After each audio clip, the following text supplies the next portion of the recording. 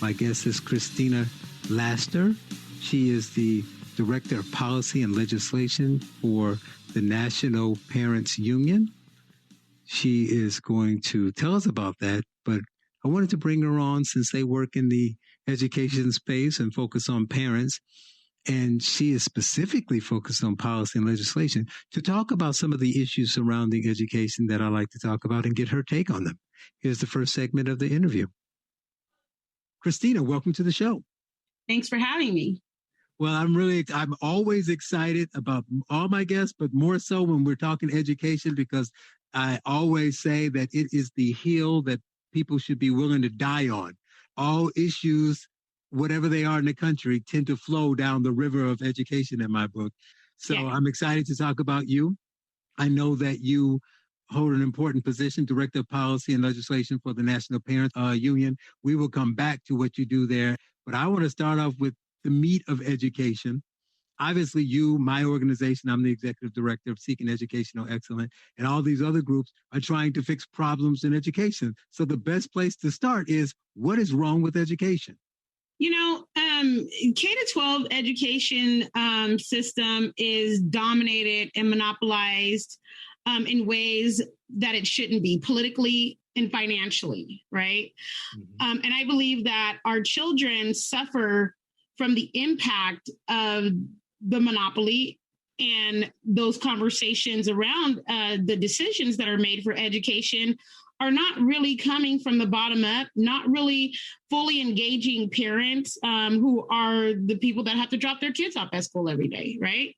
We see a lot of political corruption and maneuvering with education, and we're thinking when we enter our kids, wow, I didn't know I was going to have to be a lawyer, a politician, all of these wonderful things just to get my child into kindergarten and get them through 12th grade.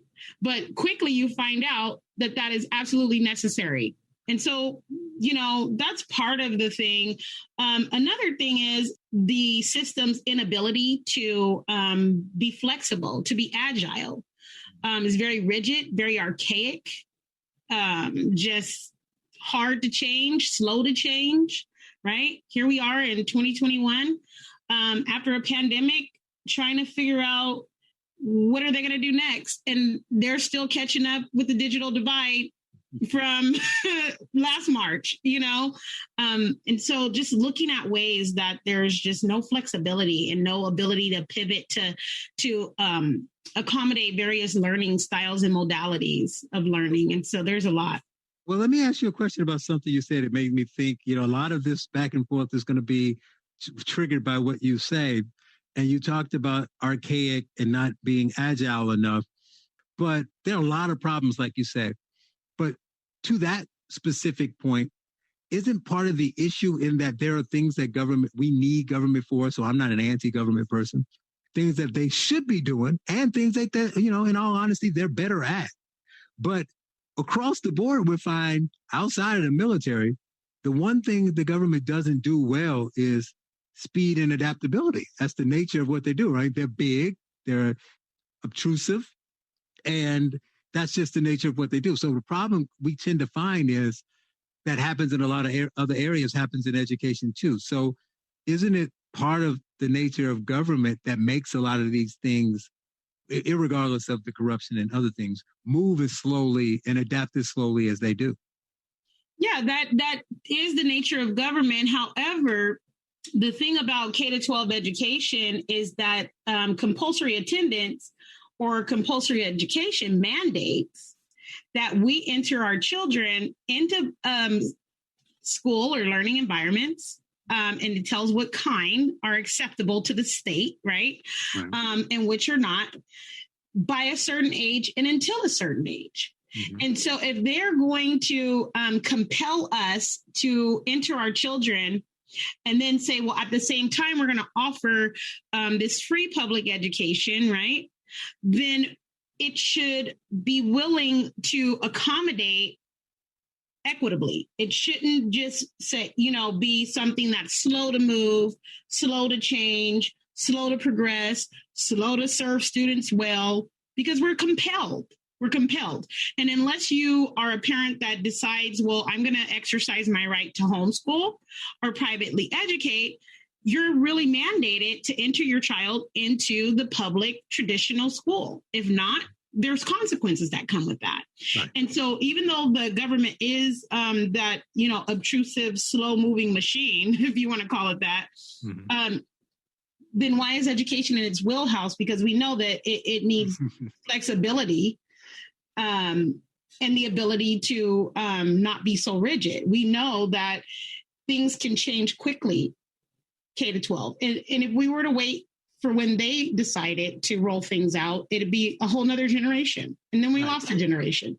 And you're 100% right. And this is the rare time. If it comes off that way, surprisingly, it's not often that you'll hear me defend the government or public schools or the way the administrators run them. So it's not necessarily that, but just trying to get to, understanding the problem so we solve the problem. So if we know that's a problem, they obviously have an obligation. That's true. But if we know that's a problem, then we're like, okay, what do we do?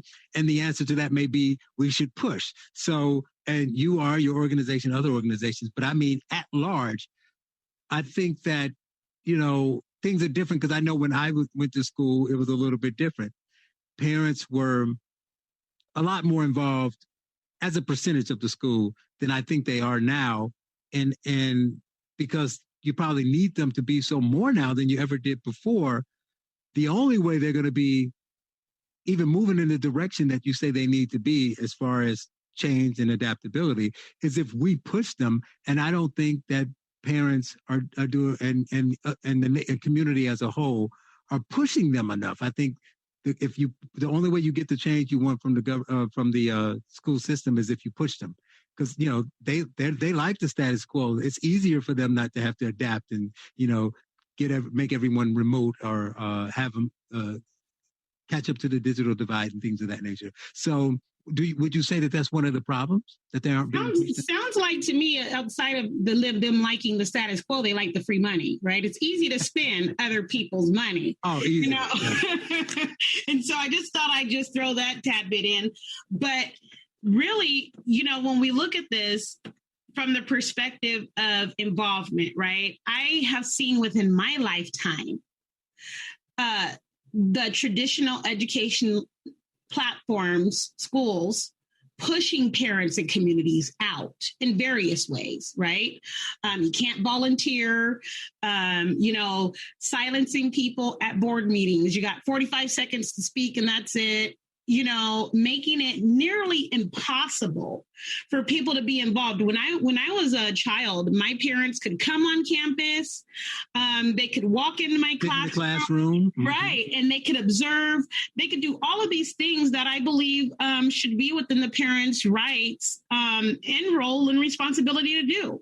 Now it's nearly impossible to even witness what your child is learning on Zoom. There's parents that are getting consequences and having to sign letters for watching their child in Zoom classes. Come on, how much of a threat can you be? And I know I hear this explanation that, parents are going to disrupt or distract the classroom environment.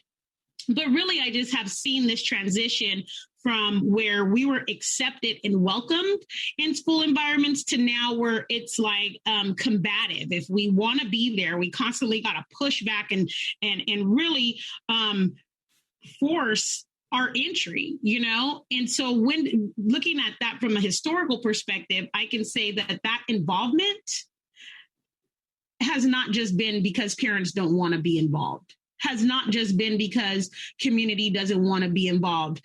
I can't think of one parent that doesn't care about the well-being and thriving and academic success of their child, right? That may look like in varying levels. There's really no metric on involvement. I always ask the question, like, where's the metric on parent engagement or parent involvement, right? Is it the parent that drops their child off every day and picks them up and does homework with them? Or is it the parent that, is able to all day be present? Like, there's really no metric on that. But when you have parents at varying levels who are all wanting to be involved in some kind of way, but are being opposed because of their involvement.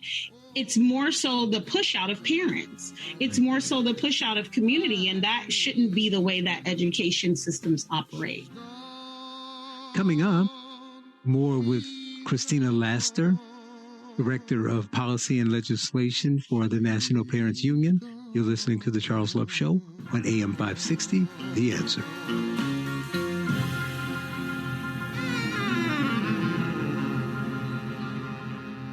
We return to The Charles Love Show on AM 560, The Answer. Once again, here's Charles Love. Are you tired of summer nights in Maine? Welcome back. I'm continuing my conversation with Christina Laster, Director of Policy and Legislation for the National Parents Union. Here, we start to go through some of the issues that come up constantly in debates about education, funding, school choice, and other things. And we go through them, and she tells me her thoughts and what she thinks we need to do about those specific issues. So let's get to some of the issues that I want to get your views on, some of the kind of hot button issues that surround education today. And first, let's talk about one that tends to be political. I don't really understand why, but school choice. So I am a subscriber of school choice, right? My children and my grandchildren are in varying types of school environments, from personalized learning programs to charter schools to homeschool. And I appreciate it because I was able to pick something that fit each and every one of them. I didn't have to subscribe to a cookie cutter recipe where everything's uniform and everybody does everything the same way. And so I appreciate school choice because it affords you the opportunity to pick something that supports your child's modality or learning style. Aren't you punishing the public school? That's what I hear. No, the public schools were punishing my children for not supporting, and charter schools are public schools. So I like to just throw that out there. Mm-hmm. A lot of people have this misconception that charter schools are private and all this other stuff, but they're not. They're public schools where children can go and learn and thrive. And if that's what you choose, so be it. If you choose to send your child to a private school and you can afford that, so be it. If you want to homeschool, so be it. I do not think that those rights should be impeded on, or narratives should be created around parents having the options that they know fit their children best and choosing those options. It's not like those schools force themselves upon us.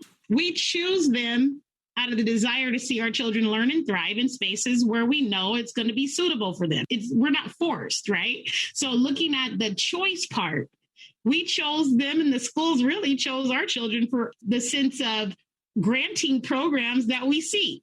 If you have a quality education program, the parents that know their children are going to benefit from that program are going to choose it. And that's just basically how I feel about school choice. There should be more.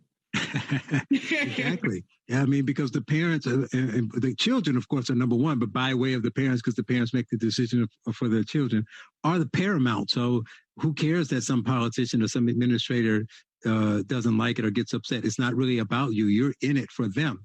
But one thing I want to tie to that in is because we go from school choice, you mentioned the charter school and the misconceptions there, and that flows right to the next thing, which is public school funding. Let's talk about some of the issues surrounding funding, the things that both the people in the public school system, teachers, administrators, and things of that nature complain about, as well as what is going on that's good and what's not, and how that kind of affects the quality of education that the children in public schools receive. So, people hear certain kind of catchphrases like the money should follow the kid, or zip codes shouldn't dictate where students go to school, right? Because looking at how tax dollars fund traditional local schools, we can see some inequities in certain communities that are lower socioeconomic communities and the like. However, if the dollars followed the children, then we wouldn't have that problem. The thing about it is, if you really break down the amount that it takes to offer a child a quality education, and I'm in California, should it really be upwards $20,000 a year? I don't want any tomatoes and things thrown at me for saying that, but I'm just asking because I've homeschooled my children before, and it didn't cost me $20,000. I'll tell you. I do you one better, Christina. I would say I'm going to save you from the tomatoes for a minute. You know, I am in New York now, but I moved here from Chicago. Let's just use the simple mathematics of it, right? Obviously, costs rise with inflation and over the years, so it gets more expensive. But you take your personal situation, people will say, well, maybe you did this, maybe it wasn't high quality. How about this? In Chicago, and people were trying to get into these schools because they were better schools. They're not the elite, wealthy people, you know, 25 to 30,000, and here in New York, $50,000 school. But these were really good private Catholic schools, and the average cost was $9,000 a year. Yeah. Some of them were like 12, but the average was 9. So if they can educate kids with 9, you can't say, okay, public school needs 11. I get it. They need a little bit more because the government, you know, basically overpays and overcharges for things, but not twice as much. And so in all these cities and states where they're saying, well, all we need is more money and this education would be better, what they're getting is outpacing what the private schools are getting. And the issues that nobody wants to talk about that, especially in Chicago, is a pension thing. I was going to say that. When you're paying, so it's just simple. It's not when you make it political, people get in arguments. I don't make it political. I make it a common sense number game. If I am paying a certain percentage of employees who are no longer working, because that's what retired people are, and I am paying them to not work and letting them get 85% of what their highest salary was at the end of their career, that is going to take a big chunk of money out of what I do. Add to the fact that the average person lived to be, 60, 65 for 40 years, and now it's 80. When we started those programs, we were expecting people to die 2 years after they retire. Now they're living 30 years after they retire. So it's not just that you have to pay them so much money not to work. You have to pay them that money for 30 years. So you're never, but no one's going to vote against their interest. That's hard. But that's the real reason why the costs are so high, because the private schools don't have to pay that.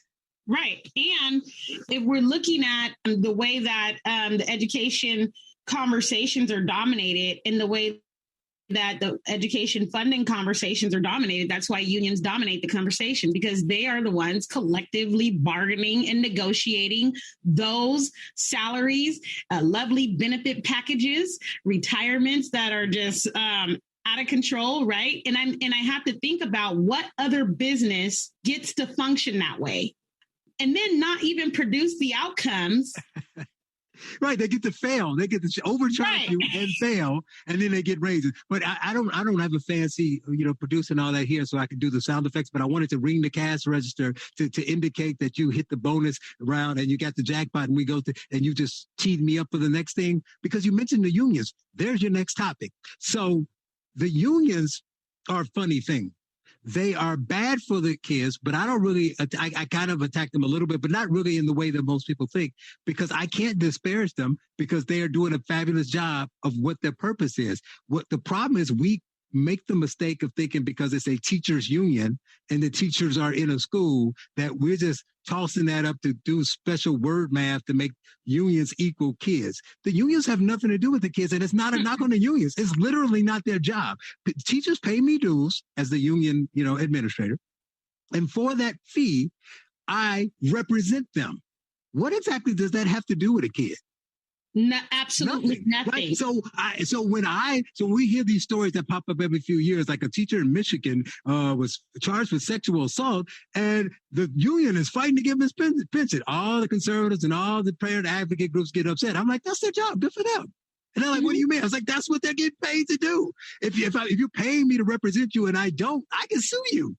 That's what they're there for. What we should not do is act like the unions are there for the kids. And when they get on TV and say that, that's when we blast them. When they say, well, we want to get the kids back to school as much as anybody. Right. Why? It's not your job to get. If your teachers don't want to be in the school and the kids do want to be in the school, you are a poor fiduciary if you're trying to teachers that don't want to be in the school. Your job is to keep them outside of that school as long as you can, because that's what they want. Let's just be honest. That's all I want.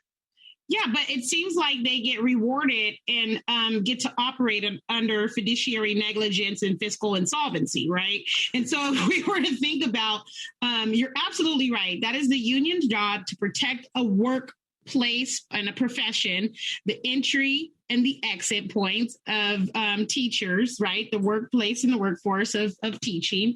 And all of their sound bites about children are political sound bites and rhetoric. It's not their obligation. It's interesting, though, that the teachers union doesn't even respect a lot of its members. It's a members fee paying union. And are they really listening to the teachers on the ground? Are they doing top-down dictations, right? And so we see this monopoly in conversations where I don't believe that they should be dictating what is taking place with our children, right? They can talk about their workforce and profession all day, but they should not be having the monopoly to dictate what is happening with our children. They should not be using their political, financial, and social capital in that way to make sure that parent voices are silenced or repressed or whatever the like. Coming up, more with Christina Laster, Director of Policy and Legislation for the National Parents Union. You're listening to The Charles Love Show on AM 560, The Answer.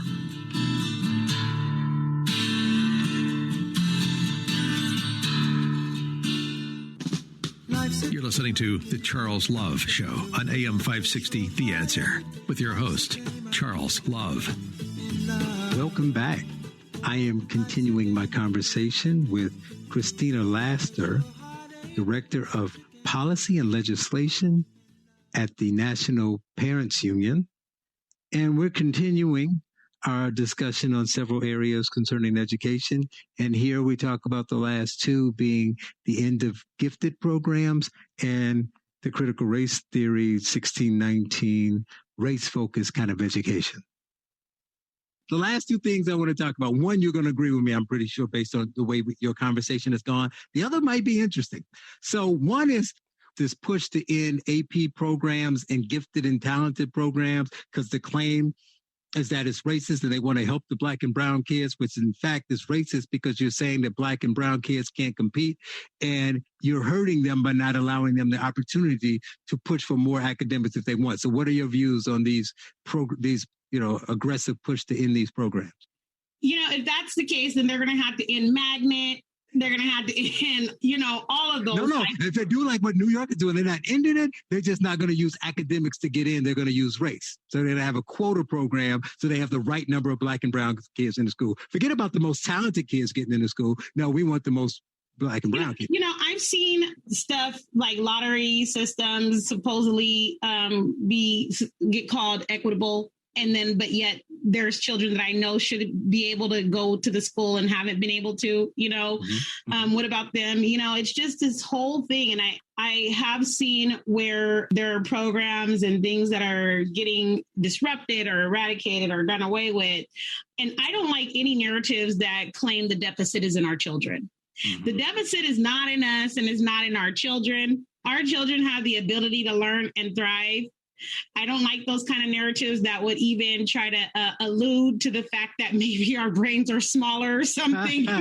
Those are archaic arguments. And I think if there were more opportunities for children to have quality education and schools that operate in excellence, schools that have high expectations, schools that teach from high expectations, then we would know that our children can learn and thrive. But what they want to do is try to figure out a way to keep these little boxes and keep trying to fix these little boxes over here. And let's check this box instead of opening up more opportunities, instead of looking at working models and replicating them. Yeah, that's what you do. Yeah. You can't, it's just, that's at the point where we're at. Stop trying to dust off the old thing that is not working, proven not working. And the deficit's not in our kids. So, all right, here's the last one. You ready? I'm ready. The 1619 Project on the Curricula and Other Race-Based Critical Race Theory, Anti-Woke, White Justice, whatever, every day it's a different flavor. What are your thoughts on that as part of the curriculum? Here's what I can say. I have been pushing for children to be taught world history for quite some time. Yep. Like, if we are wanting our children to be taught to be globally competitive when they exit school and to be ready for an open market and to be ready globally, why can't we challenge ourselves just to teach world history and understand diverse populations, different nations, how they operate, what does their economies look like, what do their governments look like? And I think that that would solve a lot of the issues that we see. I have supported, as a civil rights activist and humanitarian during the time that I was in a civil rights organization, I did see a lot taking place that I can't deny. Right. There are a lot of systemic issues that are race-based issues, and I documented them over the time period that I was working in that arena. But that's not what these curricula are trying to do, though. What do you feel like the curriculum is trying to do? It says what it says. It's saying that if you let's take the 1619 Project. The 1619 Project says the country was founded specifically on slavery. Doesn't mean that there was slavery. Obviously, everybody knows that. It says, well, hey, we need some slavery. Let's go start this country, right? So that was the reason for being. And then it says that it still permeates in everything today, and every deficit or inequality is based on it. And so, therefore, we need to teach this alternative narrative. What I'm saying is that if we can teach from international perspective, world history, right, then we're talking about the diaspora. Okay. Well, wait a minute, though. If we're teaching from a world history phase and we're doing it actually good, bad, and ugly, then right. wouldn't we, if we're the 1619 people, wouldn't we teach that there was ugly slavery in America and it was bad, and some of the founders owned slaves and it's terrible, which they do, which is actually true. I'm not defending it. But wouldn't we also be honest enough to say upwards of 12 million people were stolen from Africa? Only 3% of them made it to America, and stop painting the picture that slavery was created solely in America? Well, that would give the opportunity to have those conversations, right? But it's not because it's not included in the curriculum. The only thing is the one. Right. So if they allow 1619 curriculum and my curriculum, then I'd be fine. But my curriculum won't get in, and theirs is already in 4,500 schools. That's the problem with it. And that's why I homeschool. Because I try to avoid any kind of problems. Like my children wake up and read the Bible and journal. Right. You wouldn't see that outside of a private school, right? Yes. And then they were considered peculiar for praying at the lunch table. Like, bless my. Oh yeah, that's a whole. Yeah, 100%. That's a whole different problem.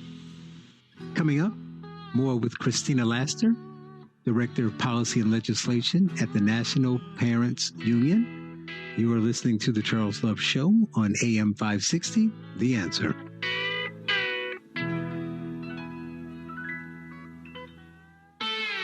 Now, more of the Charles Love Show on AM 560, The Answer, with your host, Charles Love. Welcome back.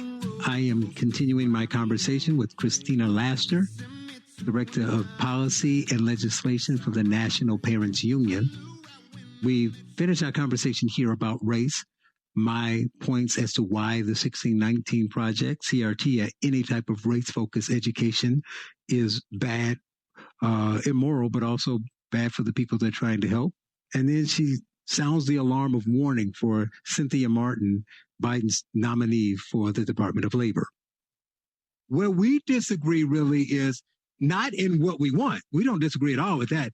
I'm a macro and a solutions guy, and I think too many people are in the weeds on race. So I see a lot like we're going to get to the National Parents Union, and they can do a lot of. You can explain better than I, so you can talk about briefly in a second what they do and what you're pushing to do, and it's great stuff. But it still gets seeps a little of the equity stuff, and then Black Kids X, which totally agree. Black kids are getting the shaft more than all the kids are getting the shaft in public school. Black kids are getting the shaft more. I believe the solution is to improve education, because in most big cities, let's be honest, rural towns are different, but they have their own set of problems. But in the big cities, take Chicago, where I came from, 80% of the kids in public school were Black and Hispanic, right? 80. Mm-hmm. So if you just fix public school, you don't have to say, hey, what am I going to do in Chicago to fix the public schools for the Black kids? Just fix the public schools. We are the public schools in Chicago. So I just think when we say, when we dissect it to the point is, how can we fix what's happening to Black boys? How can we fix what's happening to Hispanic girls? Just as public education has so many problems, fix public ed. I don't know if the public education system can be fixed as it stands. And well, that's true. That's true. But if you were going to try to fix it, if you were going to try to fix it, you don't take the angle and say, what can I do best for the kids in the Austin neighborhood? No, you make radical changes, or like you say, you give the people the other options. That's all I'm saying is the approach needs to be a little bit different. But talk about the national. My answer and resolve to that is to allow more opportunities to be present, and then parents can choose what type of education they want their children to receive. I do believe you sound like those wonderful conservative group think tanks. I have these people on who fight in education, and I agree with them on all that stuff. But where I give this is the one time on any interview that I push back on people.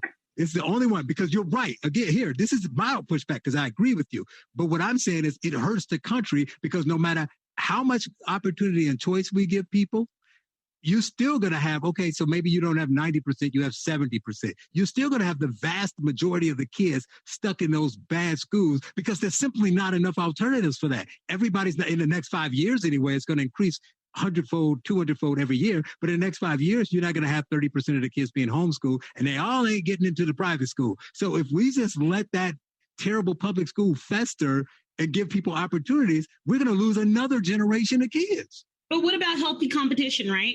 We can see during the pandemic that everybody was suddenly schooling from home for a period of time. Yep. What do? We had to adapt to that as parents. Right. We had to become home educators. We had to find the resources. And I'm so proud of parents across the nation that went out and sought the resources for their children to continue learning.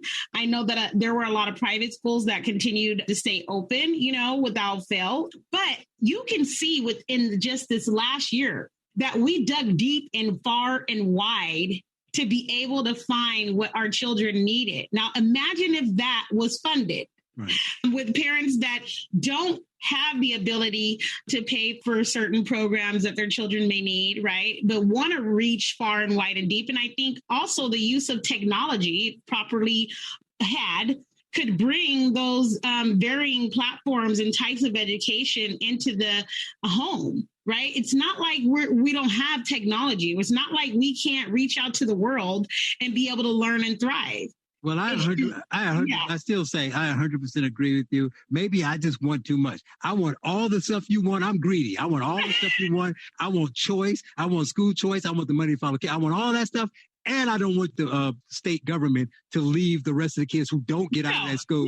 No. And that's what's going to happen. You just said yourself, we can't fix the public school. So we give everybody all these wonderful options, and you still got half the kids stuck in that school learning crazy, you're white supremacists and not learning STEM, and then pissing off all the black kids and making all the white kids depressed. Well, Charles, I have to say that it comes from the perspective of me learning a long time ago that I'm not going to be able to change system behavior, but I can change mine, and I can help other people change theirs. One person at a time, one family at a time, one community at a time.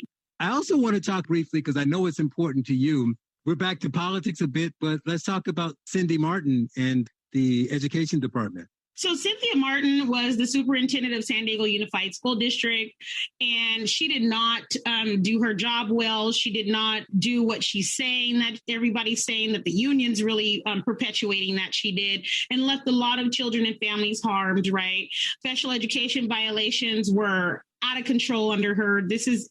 You can see it in the Department of Administrative Hearings. There's still cases pending.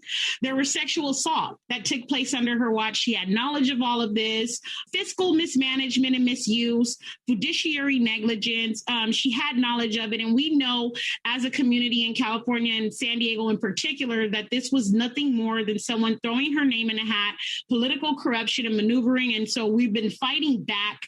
We do not want to unleash her on the nation's children if she could not handle San Diego well.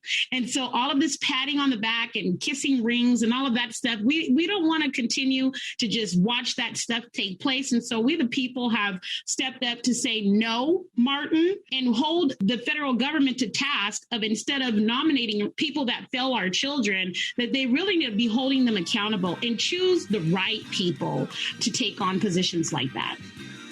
Coming up, my final segment with Christina Laster, Director of Policy and Legislation for the National Parents Union. You're listening to The Charles Love Show on AM 560, The Answer.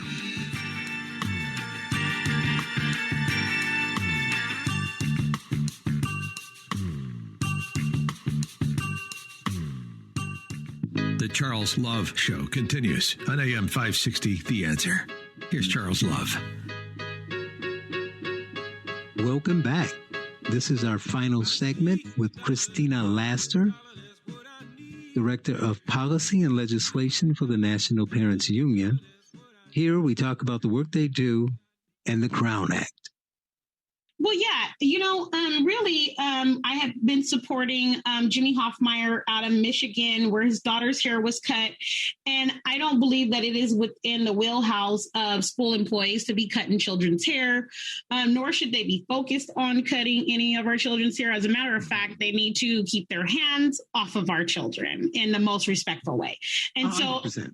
Right. And so that's why I support the act, because in a sense, it would create a safeguard with regards to how people feel about what naturally grows out of a person's body. I don't care who you are. You shouldn't be worried about if someone has dreadlocks or if their hair looks tangled or whatever. You don't cut it off. Right. Can I say something to this, though? And every Sure. once in a while, a subject comes up where everybody is against me, and this is one of them. And it's not because I disagree with what you're saying. It's just, I think from a national standpoint, the things that we give so much focus to as opposed to others just makes me I guess sometimes I'm too analytical. Mm-hmm. So I understand that that's a problem. I agree with everything you just said. But the fact that that became a national story is funny to me in the sense that you just mentioned this person that Biden is considering for Secretary of Education had several sexual abuse cases under her. Chicago had 450 accusations in 2019 alone, and they say at least 20 of them were credible and criminal. Yes. Right. So, and that's just two cities. Multiply that about across the country. You're talking about tens of thousands of kids being in weird situations that they shouldn't be, where at least 400 of them, let's say, it was outright sexual assault. And the national story is somebody getting their hair cut. That's just me. No, I feel you. Both of them are important because but one is hundreds of thousands of people and one's one.